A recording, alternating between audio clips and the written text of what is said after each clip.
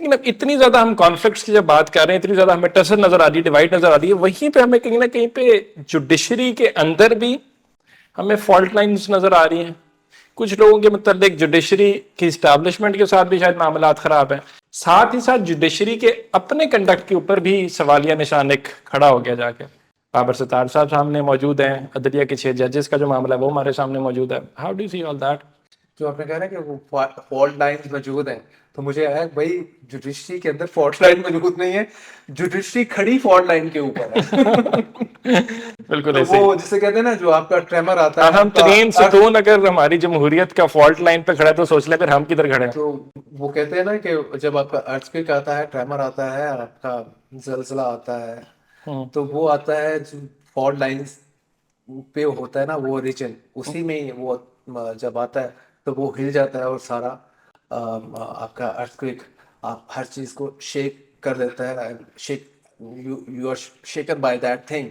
तो मुझे तो यही लगता है कि वो जो हमने कहानी सुनी हुई थी ना छोटे बचपन में, कि वो एक बैप्सो है, उसके जो हॉर्न के ऊपर, सिंग के ऊपर वो जब ऐसे करती है तो जलजला आ जाता है, वो हम्म। फॉल्ट लाइन है।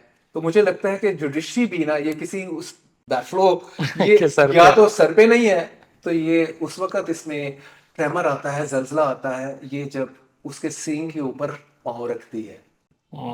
इंटरेस्टिंग। ठीक है, तो ये इंटरेस्टिंग। और अब जुडिशरी के कुछ जजेस ने, मुझे लगता है कि उस हॉर्न के ऊपर पाँव रखा है, तो उसके बाद इसमें ट्रेमर, जो जॉल्ट्स हैं, झटके हैं, वो महसूस हो रहे हैं तमाम जजेस को। और अगर पीटीआई की ले लें आप, पाकिस्तान तहरीक इंसाफ ने जो कल का press conference, very bold. Explosive very bold. Press conference, जिसमें उन्होंने क्या कहा कि चीफ जस्टिस साहब जो हैं, वो he is the other side of the judiciary, जो दूसरी फोर्सेस हैं वो उनको सपोर्ट कर रहे हैं, जजेस के साथ खड़े ही नहीं है वो। जजेस के साथ नहीं खड़े।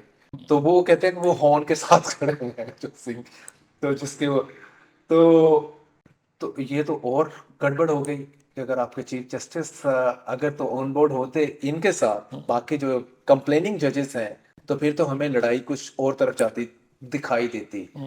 तो शायद इंटरनल डिस्प्यूट से इस हद तक ना होती। हाँ जी, तो मुझे लगता है कि ये समहाउ काजी फैज ईसा साहब वुड मैनेज टू, जिसे कह लें कि control the the damage thing ना, जो अभी he will be damage able हो टू। गया है जुडिशरी, और जो meddling of judicial affair by the agencies की बात हो रही है, तो मुझे लगता है कि इस चीज को वो कहीं ना कहीं इसको कैच कर जाएंगे, सेटल डाउन कर जाएंगे काजी फैजी से, क्योंकि चीफ जस्टिस की स्लॉट की position is a very important one.